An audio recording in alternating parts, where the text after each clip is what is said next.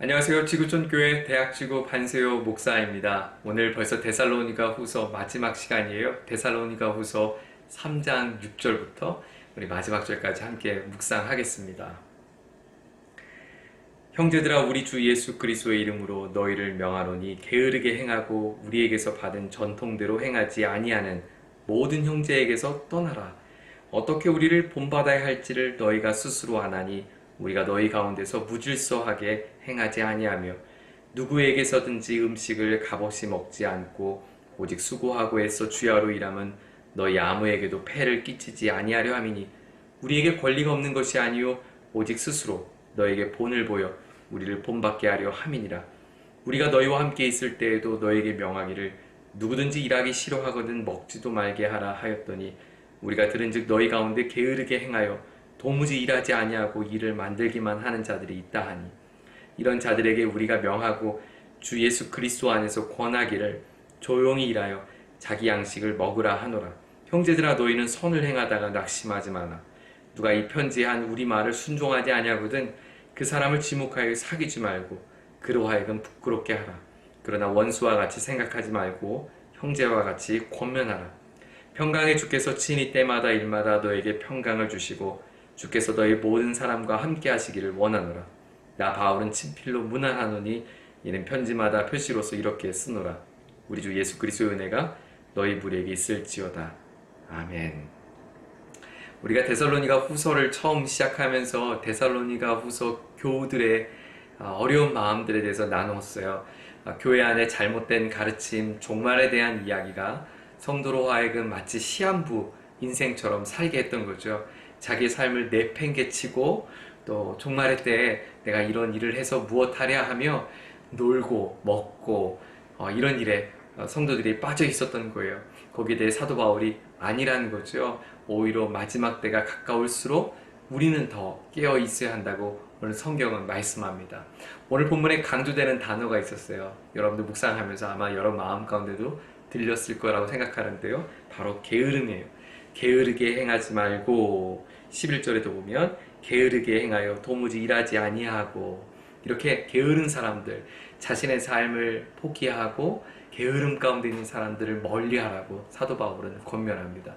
심지어 이렇게 가르치는 편지의 내용을 그대로 순종하지 않은 사람들과는 사귀지도 말라고 강력하게 경고하고 있습니다. 저는 오늘 말씀을 묵상하면서 게으름이라는 단어를 한번 곱씹어 생각해 보면서 이 단어가 한번 마음에 떠올렸어요. 그것은 신중함이라는 단어였어요. 여러분, 오늘의 삶에 내가 게으르지 않게 하기 위하여 열심히 부단히 살아야 한다고 하는 사도 바울의 권면의 이야기, 특별히 그는 그것이 우리의 본을 받아라 이야기하면서 내가 너희들에게 한 번도 수고하지 않고 거저 먹은 일이 있느냐, 내가 그저 아무런 수고 대가를 치르지 않고 호의를 받아본 적이 있느냐, 나는 그렇지 않다는 거예요. 얼마든지 그럴 수도 있었지만 그럴 지위와 자격도 주어졌지만 나는 그렇게 하지 않았다는 거예요. 왜요? 사도 바울은 오늘 하루를 신중하게 살았기 때문입니다. 그것은 단순한 열심의 노력이 아니라 하나님께서 오늘 내게 부여해 주신 부르심, 사명에 대하여 기억하고 그 오늘의 삶을 진지하게 살았던 삶의 태도를 배우게 됩니다. 저는 오늘 데살로니가 교우들에게 마지막으로 권면했던 사도 바울의 이야기를 통해서 오늘 우리가 어떻게 살아야 되는가, 단순하게 게으르지 말자, 부지런하게 살자, 그 정도가 아니라 오늘을 우리가 진지하게 살아기를 여러분과 좀 도전하고 싶습니다. 여러분, 오늘 하루를 어떻게 진지하게 보내보시겠어요? 하나님께서 주신 이 하루의 말이죠. 소중한 이 하루 말이에요. 내게 주신 젊음을 여러분 어떻게 진지하게 보내보시겠어요? 하나님께서 여러분에게 수고한 대가로 물질을 주셨다면 그 물질을 어떻게 진지하게 사용해 보시겠어요? 진지하게 나를 대해주는 사람 고맙지 않습니까? 오늘 하루 내게 맡겨준 그 삶의 자리를 진지하게 마주하는 사람 하나님이 귀하게 여길 거라고 믿습니다.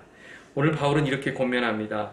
그런데 그것을 방해하거나 또 혹은 거스르는 사람들에 대하여 너희가 권면도 하고 그리스도 안에서 너희들이 그들을 향해서 이렇게 하지 말자라고 권면하지만 그들이 듣지 않거든. 그럴 때 선을 행하다가 낙심하지 말라라고 13절에 말합니다. 우리의 의도는 좋을 수 있어요. 그러나 결과는 나쁠 수 있어요.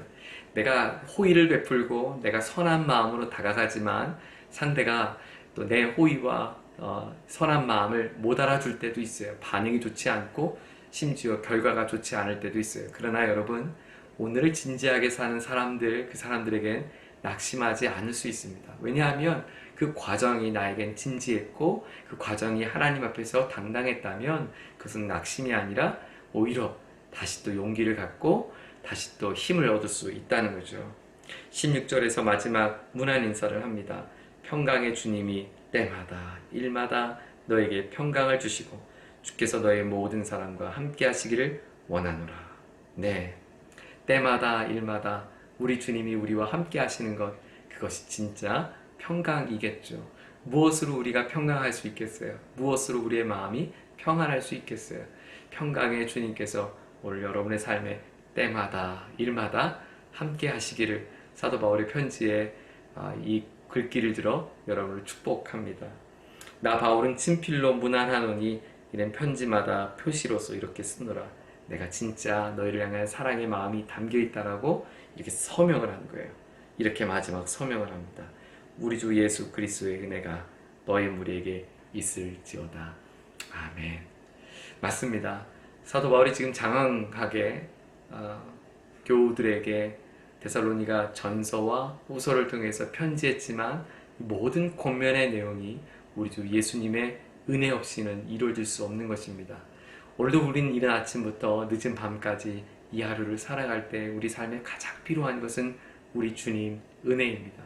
그 은혜가 마르지 않는, 그 은혜가 차고 넘치는, 그 은혜가 우리의 삶을 새롭게 하는 그런 놀라운 축복이 오늘 저와 여러분 인생 가운데 있기를 축복합니다.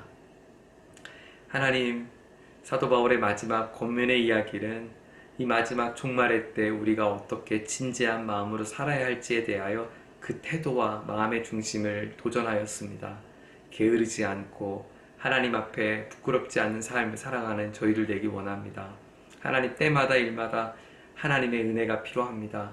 평강의 주님께서 저희와 함께 해주셔서 하늘의 은혜가 차고 넘치는 복된 생애를 살아갈 수 있는 우리 모두가 되게 하여 주옵소서.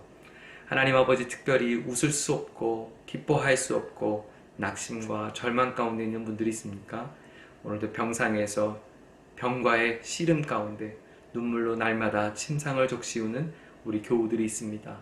하나님, 어렵고 곤고한 그 상황을 하나님 잘 아십니다.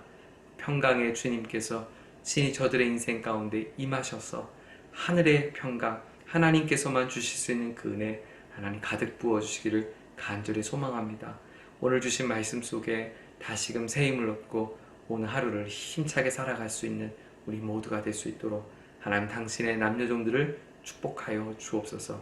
예수님, 우리 주님의 이름으로 기도드립니다. 아멘.